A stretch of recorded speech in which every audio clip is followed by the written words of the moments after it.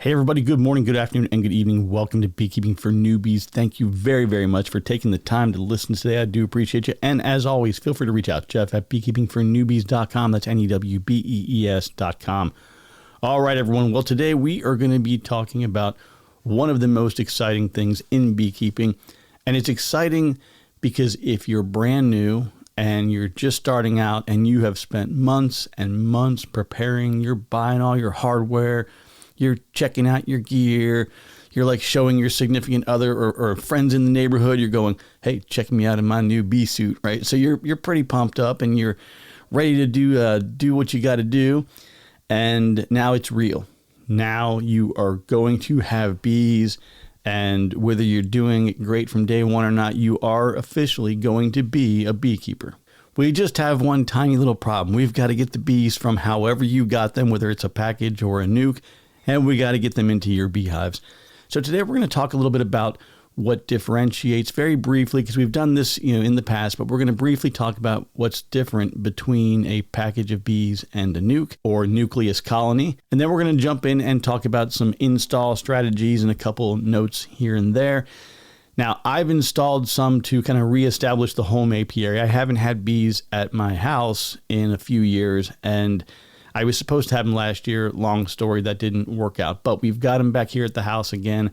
I've got at least an hour and a half of video installing, going through the process in great detail.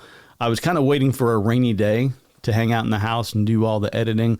And we had a whole lot of rain last night and some thunderstorms and all that, but we did not get that kind of daytime rain where there's really nothing else you can do. So I will just have to carve out a little bit of time and get that editing done this week. But to kind of keep you updated on what I did is we got all 6 installed. 2 of them were about a week behind the others, about 5 days behind the others. I think it was last Thursday I went through and pulled the queen cages out to confirm queen release. I captured video of that as well. And the schedule today was to do inspection number 1 on those first 4. The temperature today, I think the high is right around 50, 51, somewhere in there. I'm probably going to push that out another day or two. It's not going to be a big deal. I will take a quick peek inside and just see how they're doing on those feeders and maybe top the feeders off a little bit. And that's probably all I'll do for now. But there will be follow-on. I'm going to try to just capture as much of this as I can, get it up there on YouTube. That way you can kind of follow along at home, and just see what we're doing. And on that note, thank you again for all of the folks who are checking things out over there at YouTube. If there is something that you need, if there is something that is specifically, this again ties into how great it is to now have bees here at the house again, because I remember a few years ago, someone would say, hey, what are you talking about when you say this? What do you mean by that? And I would literally walk outside, grab the camera, take a quick video, and I could get something on YouTube within a couple of hours. So let me know if there's something that you're missing, or if I say something that's like, I'm not really clear what you mean there, because we can definitely do something a little bit quicker now that we have some here at the house. All right, let's jump in and stop chit-chatting here. When you have a package of bees, or when you order a package of bees, this becomes kind of a convenience type of thing generally, because like for me, there are apiaries, there are commercial places within about an hour and a half or 2 that I could drive to. I could buy a nuke and, I could bring the nuke home, get it installed and run with that. It's really a great way to go. When you're comparing a nucleus colony or the nuke to a package of bees, they're kind of light years apart in their development. So the 3-pound package of bees is what is pretty typical for a package, which is roughly around 10,000 bees.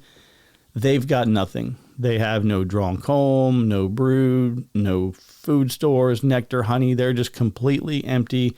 They're going to come with a caged queen, a can of sugar syrup, and that's it. I mean, you are literally at, ground zero, very beginning. The nucleus colony, and I've seen, people do nukes in different ways. There's not kind of a fixed way of doing it. But generally, you're probably going to have about 4 or 5 frames. Usually I see 5 frames. Again, I've seen some people do what they call an 8-frame nuke, which is kind of just a small colony to me. But however you're getting yours, you're going to end up with typically at least 1 to 2 frames that are almost all open nectar or honey. you're going to have a couple of frames that are all brood. You might have one that's a good mix of, pollen brood and everything else. So, I mean, this colony is very well developed, and they are kind of in that pre-explosion mode. And what I'm trying to explain or trying to get at when I say pre-explosion mode, small colonies will grow and ramp up very, very well. All colonies are going to ramp up quickly as long as they're healthy in the spring. When they have a good nectar flow on, they're going to just explode. But those smaller colonies are very deceptive. You can, walk up to a colony, small nuke, and say, okay, this looks pretty good. I see a lot of activity, a lot of bees, a lot of capped brood. Things are going really well here. And you walk up to that same colony a week later, and there's just bees all over the place because all that capped brood has now emerged. They're still in that same cavity. They're still in the same small nuke box. And it happens very fast. Now, what's kind of different is, for me at least, when I've tried to order package bees in my area, I can usually get them around late March, early April. That's a pretty good time. I could have gotten them, I think, 2 weeks earlier, around March 13, 15, something like that. In my opinion, that's too early. You've got to have some kind of a way in place to protect them because we still get a lot of cold weather between middle and end of April. So I don't really like to go that early. Again, your area is different depending on where you live. If you were further south than me, if you were down in South Carolina, Georgia, anywhere in the south, that might not have been a big deal to go ahead and get that, early to mid-March delivery. But I cannot get nukes, or at least since I last bought a nuke, which was a long time ago. It's so nice when you have your own apiary and you're kind of self-sustaining. You just make your own nukes. But last time I bought a nuke, I think the earliest I was getting was late April, early May. So when you look at the development that your package of bees is going to begin and that journey of growth that they're about to start, by the time you get through that first month, you're almost there. So if I'm comparing like a 1 April package bees that I start at my house to a 1 May nuke, by the time we get to that point, that 30 days, my package of bees is going to be about the same size as that nuke. In fact, I knew a guy who part of his yearly beekeeping work that he would do, he would make multiple large truck and trailer loads of package bees from Georgia. He would go down, pick them up at a significantly reduced price, bring them back to our area, and then he would install all of those as package bees in his apiary, raise them up to nukes, and then sell them for about twice what he paid. Well, my assumption is it's at least twice as much. We didn't actually discuss the dollar amounts, but I know he got a really good deal buying a lot of packages at one time. And then, of course, being able to turn them into nukes and flip them at full retail, that's not a bad way to go for some spring cash. But you can definitely see just from a high level that you're dealing with two very distinctly different colonies. So let's go right into the install and talk about what that process looks like. The number one thing I want you to do is make sure you have your protective gear. Now, I definitely remember first season, installing packages. I was covered head to toe, gloves, everything. And I was kind of like that for probably the first couple of years. I kind of didn't think that there was even any other option. And I started seeing a couple of other people that were doing installs very casually. They just kind of walked up, shorts and a t-shirt, like, oh yeah, I'm going to install this package of bees. And I'm like, this guy is crazy. This guy's absolutely nuts. But what I've come to realize is, in my experience and what I've observed from a lot of other people, the bees aren't defending a hive. They don't have a space that they're actually trying to defend in the moment that you're doing an install.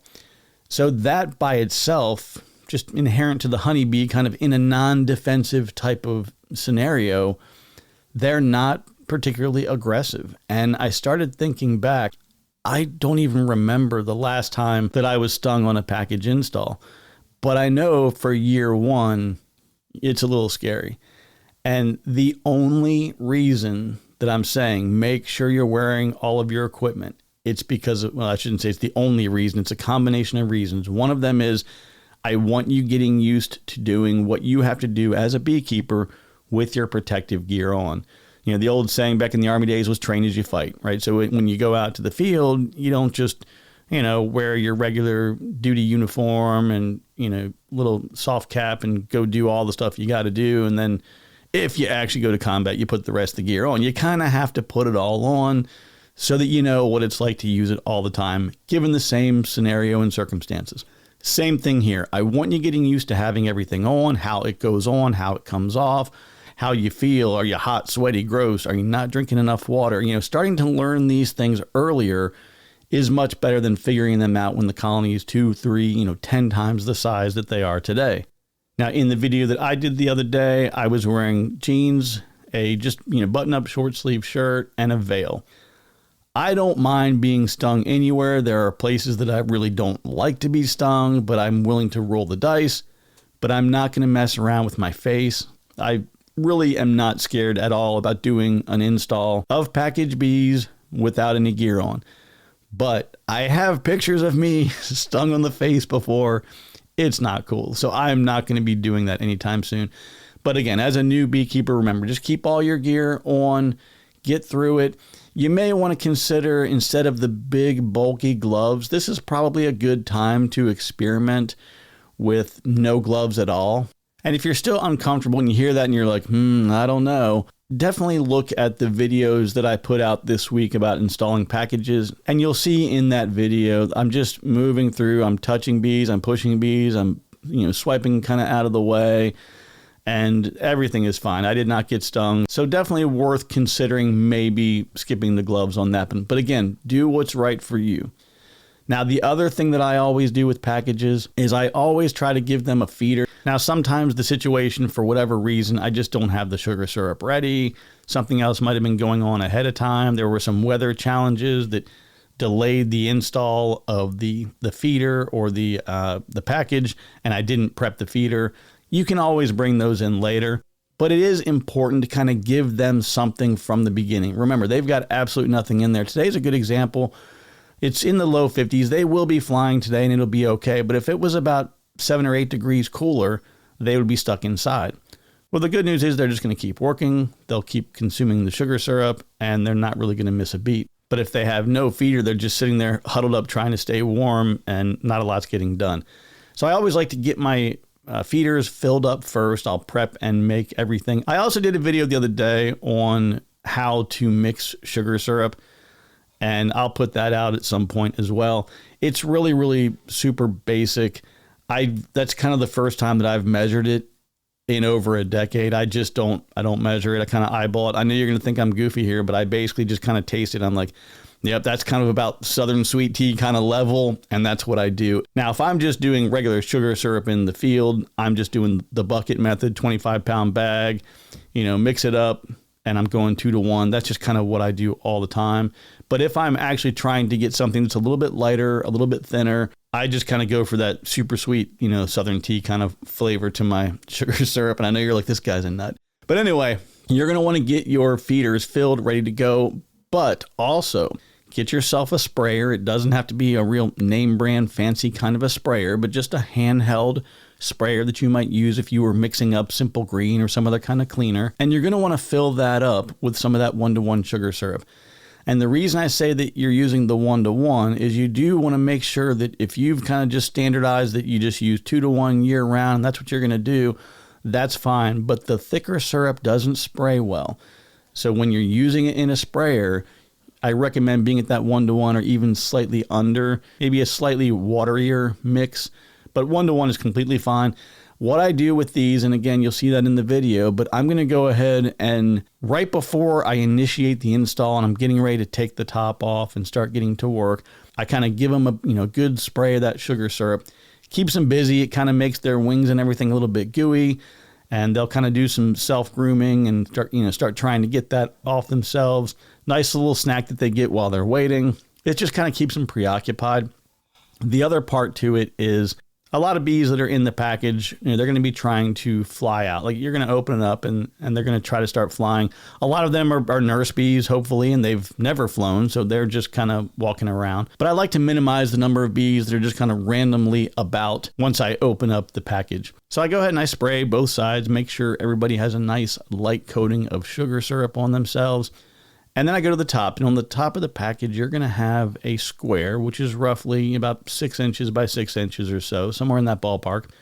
Take the hive tool, get up underneath of that, pop that off. Once that is removed, below that, you're going to see a can. And the can is the sugar syrup that they're going to feed off of when they're on their journey to you. And coming up out of the package, past the can and to one side is going to be a strap. That strap is connected to your queen. So the first thing I do is I go ahead and I disconnect the strap, and I get that to where it can freely move up and down. And then somewhere around the midway point in that strap, I usually use a nail to make a hole, or, whatever you might have with you that can just make a little hole in that strap. And also, a lot of times when you're ripping that off the staple, it'll kind of make its own little hole. But we'll use that hole later on. I just want you to remember, about midway through the strap, we're going to make a hole. And I'll tell you about that in just a minute. So now we've got the queen cage kind of suspended there, and then we need to get this can out. Now, for whatever reason, I have no idea why. I don't know if it's a new style of can that this manufacturer was using. I don't know if there was some swelling or contracting of the packages once the can went in. I have never wrestled with cans more in my life. My very first video of the first package I was installing this year, I'm talking my way through it. I'm just like, hey, how's it going? Boom, boom, boom. We're just walking through it. And then we're going to grab this can and we'll just pop this right out. And we'll just pop this right out. We're just going to pop. I mean, it was ridiculous. I just kept going. I was literally like gouging the side of this can with my hive tool, trying to get it to bend a little bit just so I did finally get it out. There's sugar syrup everywhere. It's all over my hands. It was just a disaster. That has never happened. I have no idea what was going on with that particular can. But of that, let's see, that was 1 out of the 6. I would say like 4 of the 6 were really snug.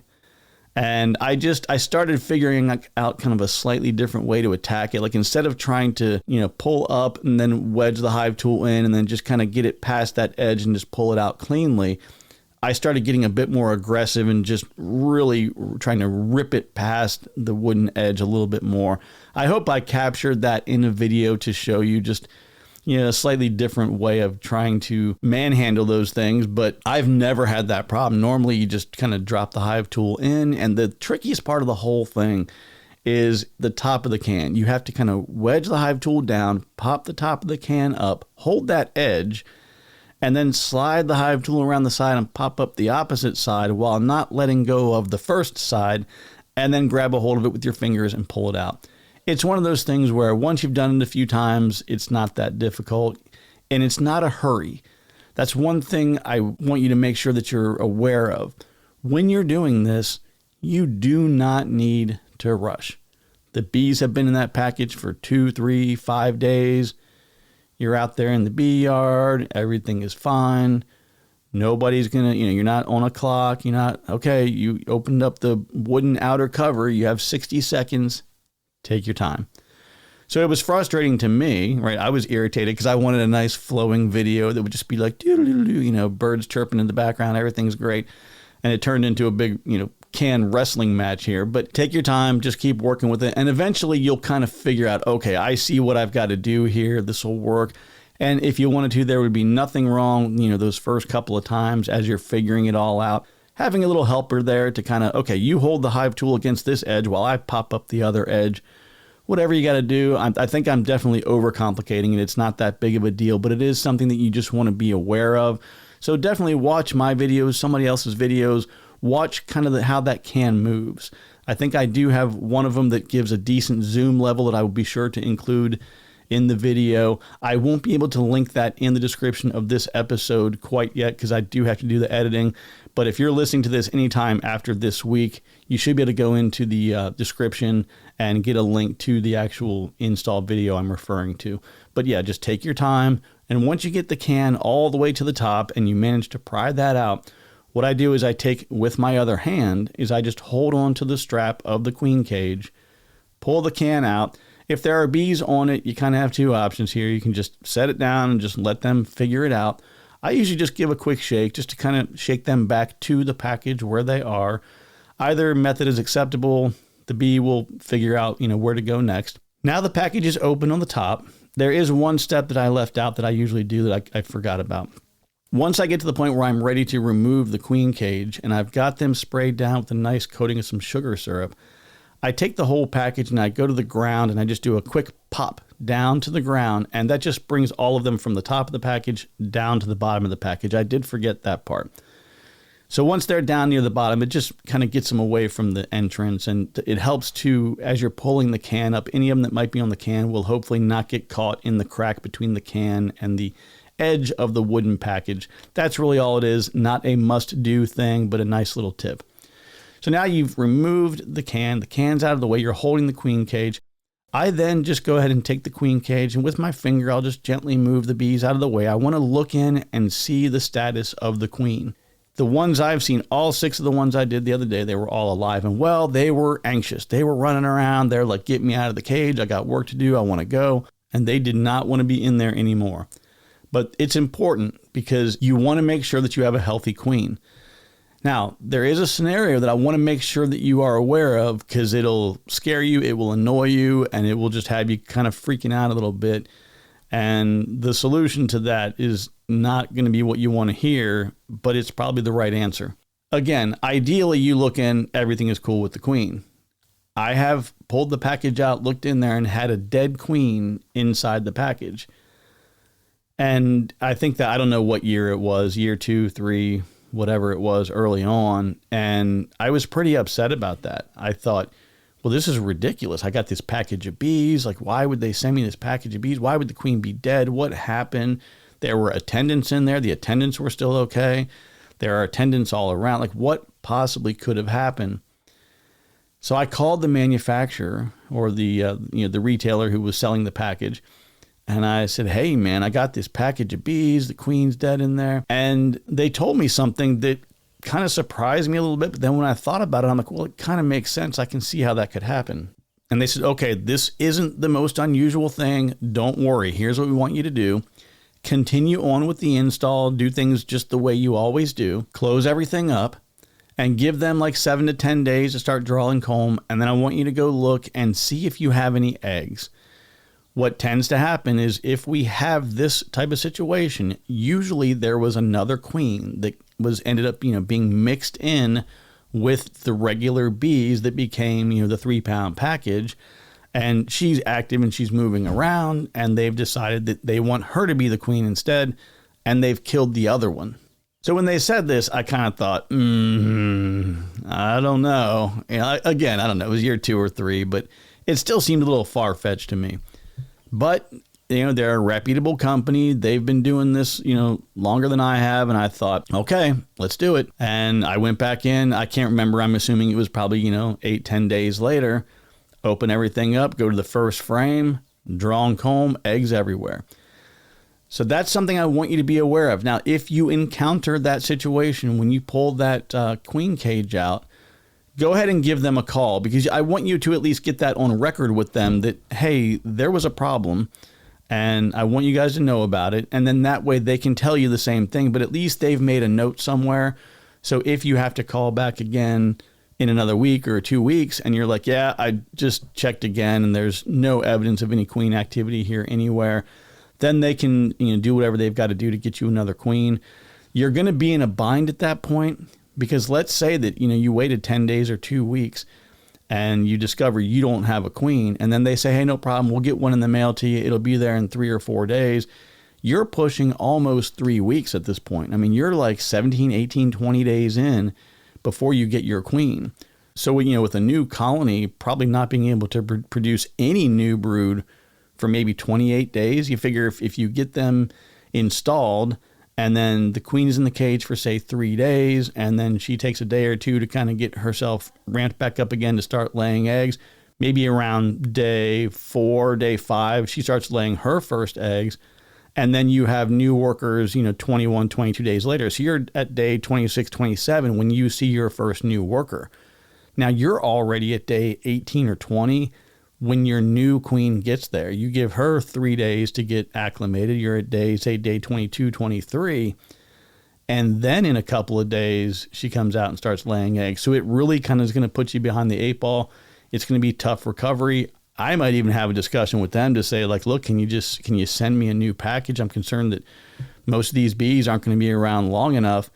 Maybe you work out some kind of deal. But the whole point I'm getting at is you need to look at the queen cage and make sure you've got a good status of that queen before you continue on. So the queen's ready to go and package is ready to be installed. You probably ought to make sure that feeder is in there. Not sure why I didn't tell you that when I was talking about feeding. But I go ahead and get the feeder on ahead of time, or in ahead of time, I should say, unless you're using some kind of a top feeder, which you can put that on last. But I've been using frame feeders for the hives that I just set up the other day. And go ahead and make a space. I usually like to have a space in the middle where the bees are going to go, whether it's a deep kind of setup or whether it's a nuke. I like to have at least 3 or 4 frames worth of space so that when you start shaking them in, they've got plenty of room to drop down. I also like to use a frame hanger. This is one of the scenarios where the frame hangers are handy.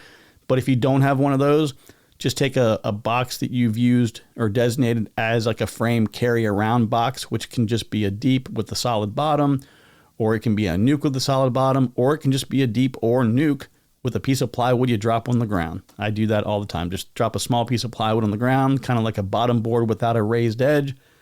Set your hive body on top of it, put all the frames that you need inside of that. Cover it up, and then when you're ready to add in any frames you have, for example, I used a frame or 2 of drawn comb in all these installs that I did to make sure that we could kind of jumpstart them a little bit without making them have to draw up all of their own. But again, if you don't want to use the hanger, use the box. If you don't want to use the box, you can just kind of set them to the side. You just want to keep them off the grass. Don't let them get a bunch of debris and things on them that you're going to then bring back into the hive. So the feeders are in, you have a nice space to put everything. You've got that queen cage secured. Now, how and where you place your queen cage, a lot of people do this very differently.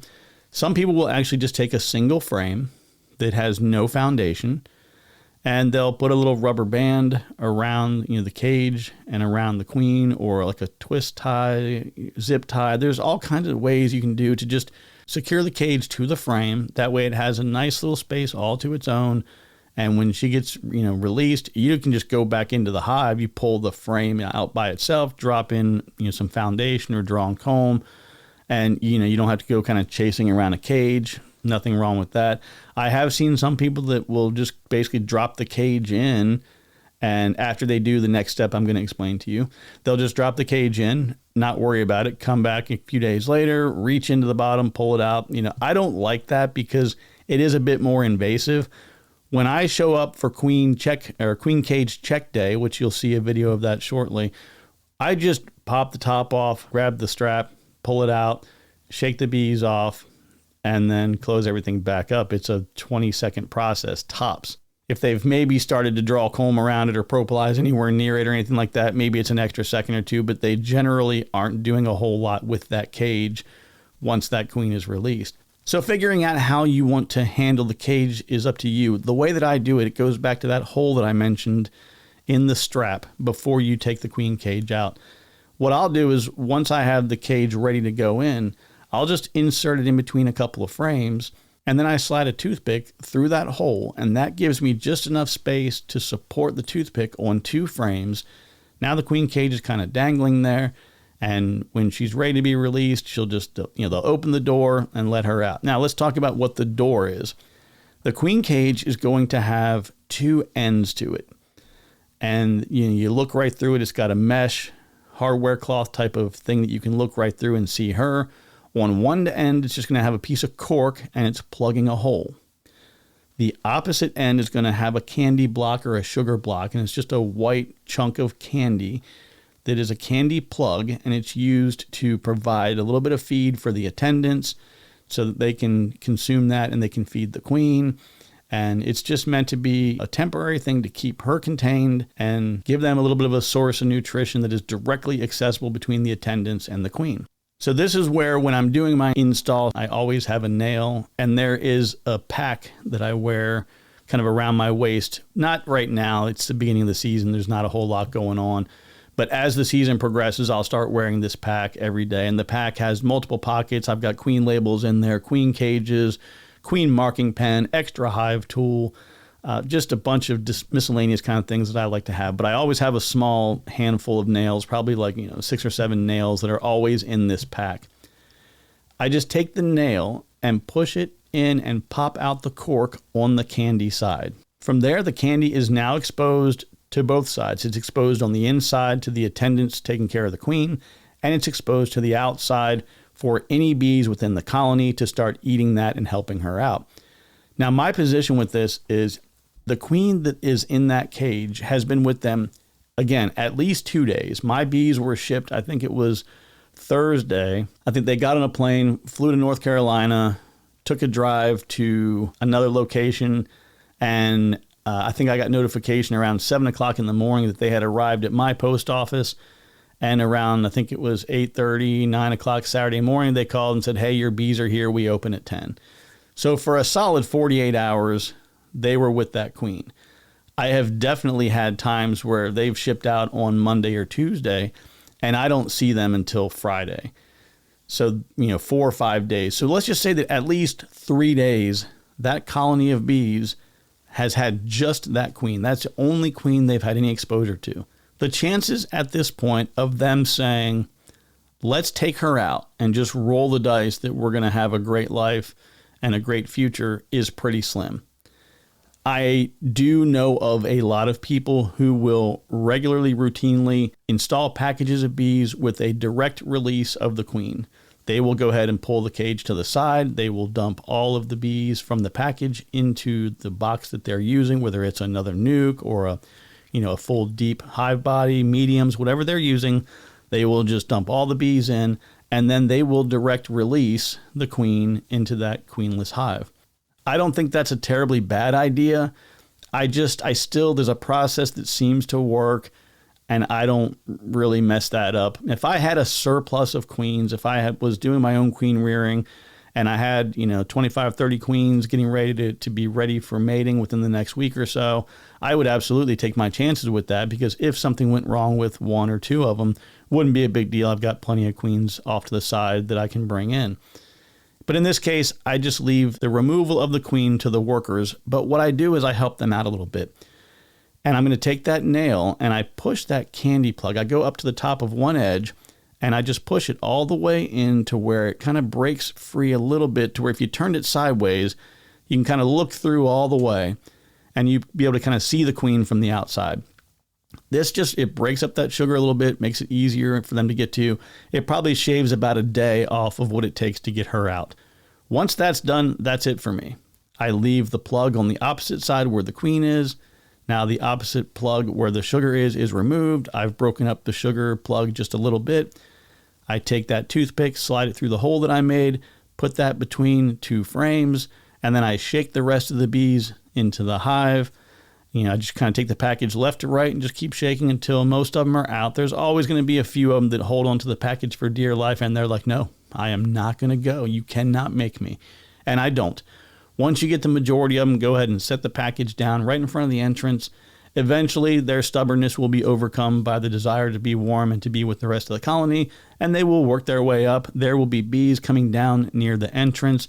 They will be fanning, trying to disperse that queen pheromone, trying to tell everybody, hey, the queen is over here. The Nasanov, you'll see them in that position where they're fanning, and it pushes out that Nasanov pheromone, which kind of drives them to want to, return to that area. It's kind of a signaling like, hey, here's where you want to be. So you'll see them fanning and putting the pheromone out, and other bees will start walking up, flying up, jumping up, and making their way, into the hive. So once that is done, the only remaining process or piece of the process is going to be getting your frames back into the hive. At this point, what I recommend is if you have any drawn comb already, go ahead and get that towards the middle, because that's where they're going to want to be raising brood. That's going to be one of their biggest top priorities early on. So again, frame feeders to the side, brood frames towards the middle. And once you get a brood frame or 2 in, or any drawn comb you have, then just, fill the rest of the space. And when you're putting the frames in, it's kind of normal to have like a big clump of bees in the middle. Don't put the frame in and push down on the bees. Just set the frame in. And even if it's 2 or 3 inches high, just set it in there and you'll just watch it kind of slowly go down. As the bees move out of the way under the weight of the frame, it'll naturally drop back down and settle into place. And as you're filling all of the frames, again, this is something that You don't have to rush. And it's going to be a little scary. I remember this. You got a lot of bees and they're kind of making a little bit of noise and you hear a lot of wings flapping and just a little bit of a hum. And it can be a little intimidating, but still take your time. Go ahead and get all those frames in. Start spacing them out in the way that you want to space them out. And just pay attention to the edges of the frame as you're setting them in to try not to kill bees that are sitting on those edges. Again, it is going to happen, and it's going to happen a lot more as you're inspecting a much larger colony. And it's just something that's really unavoidable at scale. But at the kind of small scale early on, it's not that hard to just, move your finger a little bit. Bees are completely fine being touched. It's not like you're going to make contact with them and they're just going to become furious with you and attack or anything.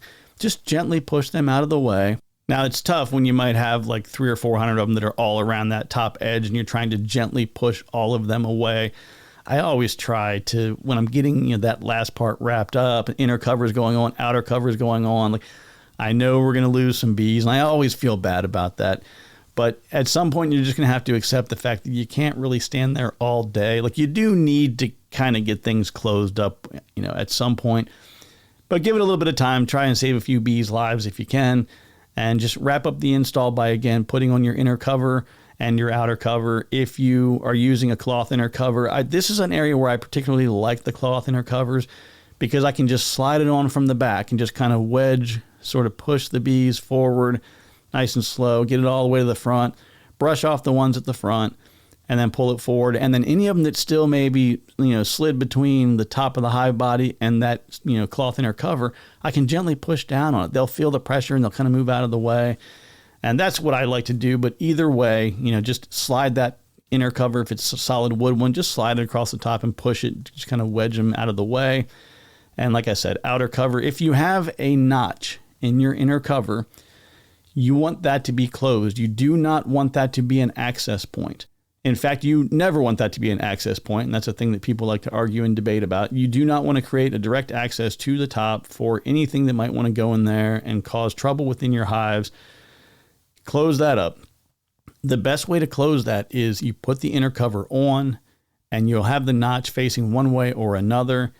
I usually face mine to the top because it's easy to just reach to the back and pull that telescoping outer cover towards the back. And that will completely lock down that notch and not let anything get into it. Find a system that works for you. I recommend getting them without the notch if you can, because it serves no real practical purpose within the hive, in my opinion. But if you get them with the notch, then again, make sure you're closing that up so you're not adding another point of entry and something else that needs to be defended. So everything is now closed up. This is where I then label my colonies. I have my cattle tags. I throw a cattle tag on it, and I don't do any real identification with them at small scale. Like, when you have 2, 3, 5 colonies, I just throw a cattle tag on it, and that's it. I don't really make a whole lot of individual colony notes unless there is something very specific that needs to be noted. So like this year, I have 2 Italians, 2 Caucasians, and 2 Carniolans. I know which ones are which. And when I show you guys documentation and things as we move forward, you'll see, okay, these 2 hives with this hive number are this race of bees. And I will do a different video. I do have a video on how I do my inspections as far as documentation goes. I've also got a couple of guys who want to come on and talk about their software, the software that they use for hive monitoring. I don't really have a position on either of those. If you want to check those guys out and see what you think of the solutions, it's just giving you kind of something you can look at. But I'm still doing the thing where I will record a voice memo, and I might post that whole thing. It's not going to be the most engaging or exciting as far as, like all the flashy stuff that you need to see to get people to stay on YouTube for more than 20 seconds. But what it would give you is an example of the exact file that I would submit into, an AI engine of some sort to do my notes. And if you don't know what that is, there's a video I did. I think it's called something like $17 wireless mic and ChatGPT, never take hive notes again, something like that. Basically what I do is wireless mic to a little device that connects into the lightning port of my phone. I record a voice memo and I just go up and I say, okay, this is hive number 22. I see a lot of activity at the entrance. Everything looks pretty good. All of the hive components, everything around the hive appears to be stable, intact, and secure. We're going to go ahead and start smoking and open things up. And I just talk through the inspection and I say, okay, I've inspected, frame 4 of the bottom deep, and I'm seeing a lot of this, and that. And I just literally talk through the whole inspection. Now, you don't have to. You don't have to say every word. I'm just kind of giving you a little bit of an extra explanation. But you can just be silent, have the record function running, and then say, okay, in frame 3, I see this, and then have silence. Okay, I'm over here at frame 6, and I see that. Or you could just get to the very end of the whole thing and say, okay, I just inspected hive number 22. I saw this, that, boom, boom, boom, boom, boom. And then you go on to the next one with a separate memo. But where the real value, I think, is in all of this is taking that audio file, uploading that to Riverside, getting a free transcript from it, and then feeding the transcript into the AI platform of your choice and saying, hey, here are these 4 transcripts. I want you to take these and put them into a hive inspection spreadsheet dated with today's date. And I want to make sure you capture the following things with so many rows, so many columns, done. And then it will give you all of it in a spreadsheet, and you can drop that into a file somewhere and save it as a PDF or do whatever you want to do. And then later on, you can incorporate that into another one. So let's say you have 4 of those inspections. You can tell it, hey, break these out by colony so that I can save them into an individual inspection log for individual colonies. The more that you talk to those systems and work with them, the more robust the information can be and the more organized it can be. I just don't write hive notes anymore. It was cool, like when Phoebe and I used to do our inspections together, and she'd be out there writing things down while I inspected, and I would write things down while she inspected, and it was cool.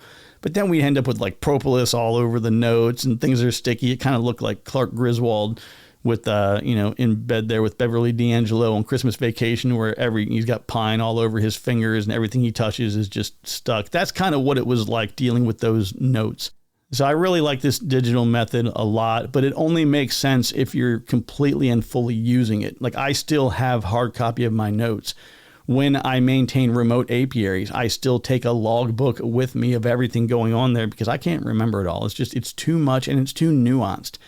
Like when you're younger, a lot of people have really, really great memories and it all just goes in and gets locked down. But as you get older, like you just can't, I don't know. Maybe some people can, maybe it's just me.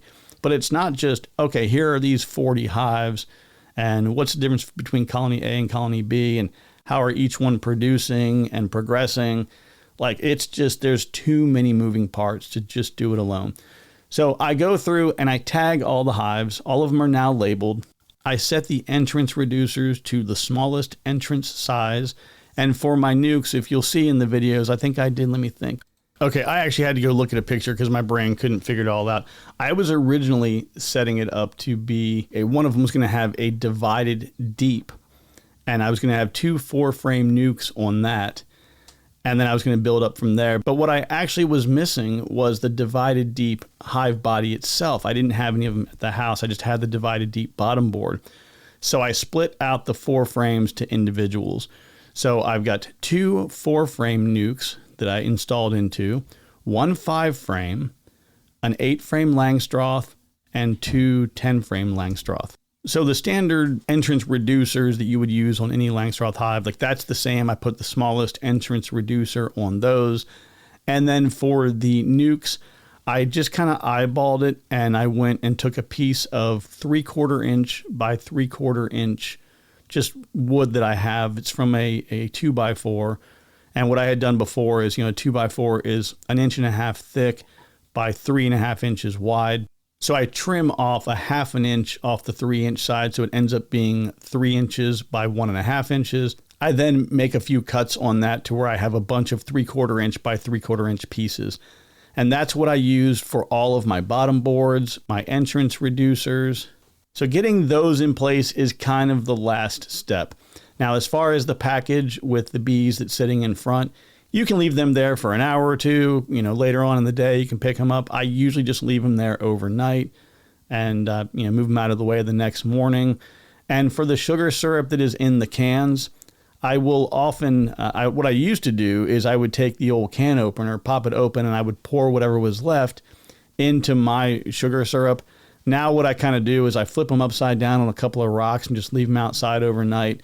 If anything wants to drink from them, it can, and then the next day I throw them away. So do whatever you want to do with those, but that's kind of the wrap up. That's, where you left off on the packages. Now I'm going to go ahead and continue forward a couple days before I move over to the Nucs, because these are still kind of unique. And there is one thing I want to tell you about that happened to me. I say happened to me as if it was like an incident that occurred to me, but it's more, let me tell you what I did wrong and how I took care of it. Okay, everyone, I hate to leave you with a cliffhanger there, but I need to break this up into 2 episodes. But don't worry, you can pick up where we left off yesterday, and I'll release the follow-on episode 198 tomorrow. So take care, be kind to one another, and remember that I love you, and there's nothing you can do about it. We'll talk to you soon.